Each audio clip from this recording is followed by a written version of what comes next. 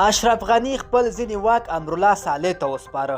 هغه چې کوم واک او کوم واک په اختیار کې ورکړی دا ټول در سره شریکوو. که تاسو زموږ چینل ته نوي راغلي یاست نو مهرباني وکړئ د ویډیو کتو نه مخکې زموږ چینل سبسکرایب کړئ.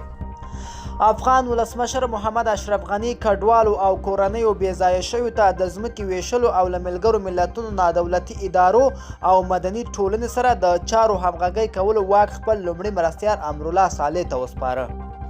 د افغانستان د اساسي قانون له مخې که ولسمشر نه وي لومړی مرستیال یې ځایناستی وي او واک یې هم د ولسمشر لخوا مشخص کیږي. د دغه فرمان له مخې چې کاپي په خوله رسنیو کې خپره شوې د حکومت د چارو د اغیزناک او سم مدیریت او سمون راوستلو لپاره د واک ښاغلي صالح ته سپارل کیږي. د دې فرمان درېیمه ماده وایي لومړی مرستیال ولسمشر د خپلو کارونو د څرنګوالي په هکله ولسمشر ته ځوابغاړی دی او د کابینې غونډو ته ریپورټ ورکوي. د ولسمشر غني لوی سلاکار وحید عمر له بي بي سي سره خبرو کې ومنله چې دا فرمان لاسلیک شوی خو لا هم رسمي خپور شوی نه دی. ښاغلي صالح د ملي امنیت لوی ریاست مشر تیر شوی او د افغانستان په امنیتي برخه کې یو وتلی څیره بلل کیږي.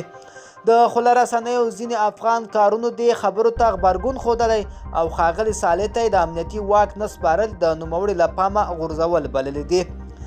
د ولسمشر غني او جنرال دوستم چې تیر حکومت یې لومړی مرستیال و ترمنځ د اختلاف ډېرېدو پسې د ښاغلي غني او امرالله صالح اړیکې د رسنیو او شنونکو پام خپل کړی دی. ملګرو دا زموږ تازه راپور. د لا ښکلو ویډیوګانو لپاره زموږ چینل سبسکرایب کړئ.